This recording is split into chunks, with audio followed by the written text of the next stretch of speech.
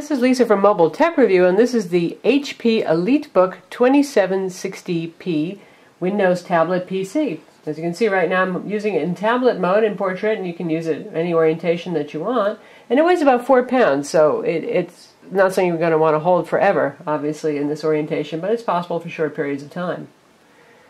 Take a look. You can see it's a fairly thick, more business, more super powerful oriented tablet PC. This is a convertible that can act and look just like a notebook as well, and it has pretty much everything you're going to want in a notebook in a 4-pound, 12.1-inch display size package.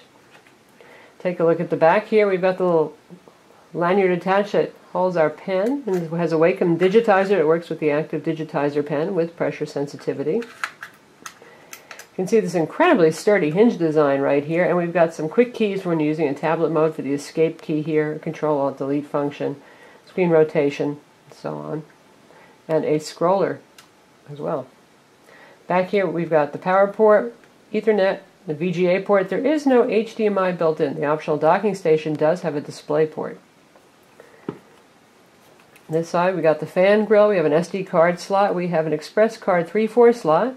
This is your wireless on-off switch, FireWire, one of the 3 USB ports. One of them is sleep and charge, and that's this one right here. As we take a look around, here's the power for the unit, and this pops open the antenna for the optional wide area wireless radio. This is your slider to lock and unlock the display latch here. And on this side we have the quick launcher for the web browser. We've got a combined headset mic jack 3.5mm smart card slot, 2 more USB 2.0 ports, a modem port, gee, that's a little retro, and a security slot. Here's your standard 6-cell battery in here. This is the docking connector, and this also connects to a battery slice that we'll show you in a bit, and removable plates for upgrading the hard drive and the RAM. It comes with 4 gigs of RAM and a 320 gig 7200 RPM hard drive. There is one DIMM slot if you want to upgrade your RAM.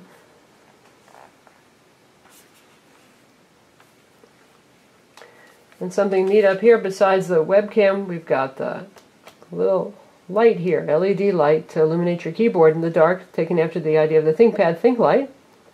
This takes a lot of design cues from that, because I think they've been trying to steal customers from Lenovo's ThinkPad lines of tablet PCs. It's got the soft touch finish, it's got the ThinkLight, and if we open it up and put it in normal notebook mode,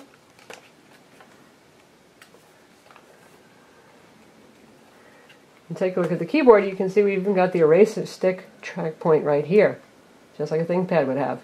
But the keyboard is all HP. This looks like many HP keyboards that we've seen, and it's got a pretty good typing feel to it. Not a lot of space in between the keys, but it's large enough for a 12.1 inch that it's comfortable. Key travel is pretty good.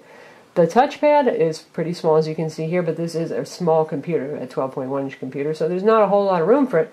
And it has both the stylus and a touchscreen, so HP saw as probably that you're not going to be resorting to this too much. The HP EliteBook 2760p has a 12.1-inch 1280 by 800 pixel display. That's still not an uncommon resolution for tablet PCs. Usually we see 1366 by 768 in regular notebooks, but on tablets, not too uncommon. And it's a good balance between readability and screen size. It runs Windows 7 Professional 64-bit. And it runs on 2nd Gen Intel Core i5 CPUs. We have the 2.6 gigahertz model. It's available with a couple of different CPU configurations depending on what you want to pay. And it starts at $1379 and goes up from there. You can get more expensive models with the 2.6 gigahertz, which is what we have right here, for $1649, and that also comes with the optional docking station, which includes an optical drive. And we'll take a look at that. Here's your docking station. Very nicely designed, soft touch finish as well. Super sturdy feeling. This connects to the dock connector at the bottom. Got latches. And it's really easy to put in and out of the docking station. And we've got the eject mechanism right there. A little texture on the bottom. Here's your optical drive. It's a DVD read-write drive. No Blu-ray is an option there. And on the back, you've got a wonderful selection of ports. So this really is something great to keep on the desktop. Especially, this is really designed for people who are going to use this PC as their primary PC without a desktop, and working professionals, vertical market folks, more than your home graphic artist types. So here we've got 3 USB ports, the eSATA port, the Ethernet, VGA port again, display port right here, your audio ports, the power in, and the lock slot. But wait, there's more, as they say. This guy sells for about $220, or you can get it bundled in with the notebook depending on the configuration you get. But there's also an optional 6-cell slice battery right here. Very thin, not too terribly heavy. And you can see this designed for stacking. Here's a connector right here for the docking port. And there's a pass-through. So you can actually use this in conjunction with this if you want. Say you're on the road and you know you're going to need your optical drive, so you can snap them all together. And we'll do that now and see how they look. So first we're putting the battery on. It's got two little hooks that go in there, and then you snap it on. Lock it in place. And so this is what it looks like with the 6-cell battery, which should get you about 10 hours total runtime for the unit between the internal and this battery right here. And now we've got it snapped into the docking station with the slice battery in the middle. And, you know, super chunky. This is not something you want to carry around, but if you have to and you need that optical drive and everything that it offers, well, it is possible. Otherwise, on your desk, pretty awesome solution to docking. HP says that this is a wide viewing angle outdoor viewable display, and honestly it's not as good as the ThinkPad tablet displays that we've seen. They're outdoor viewables. Those are really eye-popping bright and really have super wide viewing angles. This one does start to disappear when you get to about, an angle like that. Still, we love the fact that it's a matte display, and those of you who are graphic artists or who work outdoors in vertical market applications are going to love the fact that this guy doesn't glare very much at all, since it is a matte display. There's a teeny bit of sheen and glare to it, but it's not bad. Right now we're running at maximum brightness, and it really is not the brightest we've seen, though. Let's see what it looks like displaying a web page.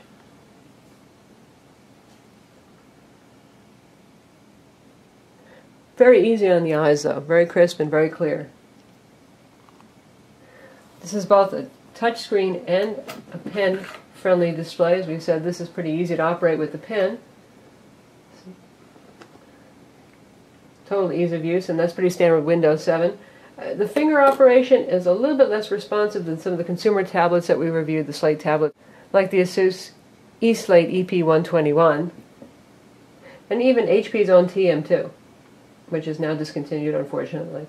You can see we can get around, we can get to control panels, we can select things fairly easily, and since the user interface hasn't been enlarged or customized to use with finger touch, it's just there as a secondary possibility, but the assumption is primarily that you will be using the pen with this.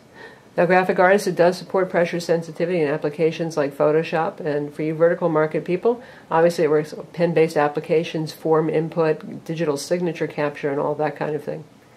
In terms of performance, Intel Core i5 2nd Gen CPUs are certainly very powerful.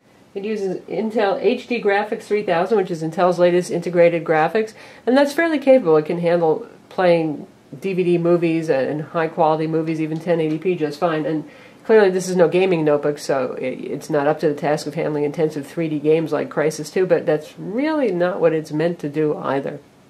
It's good enough to handle Adobe Photoshop, certainly, Illustrator, and even some CAD programs.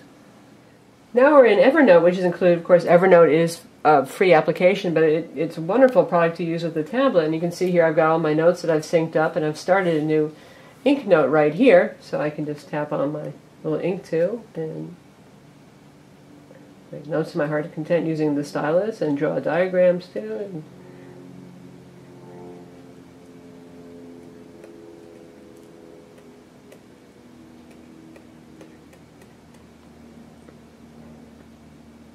no pressure sensitivity inside of Evernote, but that's okay. For the kinds of things that you're going to be using with, generally speaking, that works just fine. Now what if you want to use the on-screen keyboard? Now we'll do our new regular note. And we'll bring up the on-screen keyboard, which is resizable in Windows 7.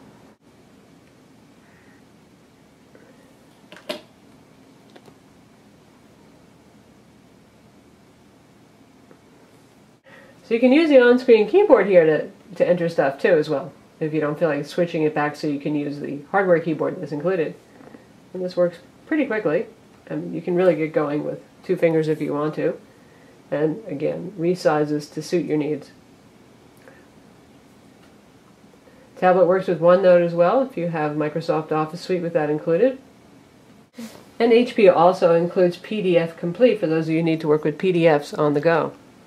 HP includes their Protect tools and battery management tools, and there's also a fingerprint reader on the lid of the tablet.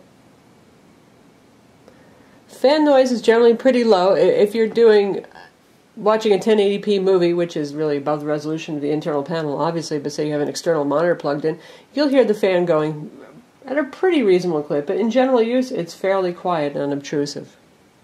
So that's the HP EliteBook 2760p Windows 7 tablet. Again, it's positioned for business users, vertical market users, not so much consumers and graphic artists, though you folks may find a use for it as well, obviously, for drawing, given the nice matte display.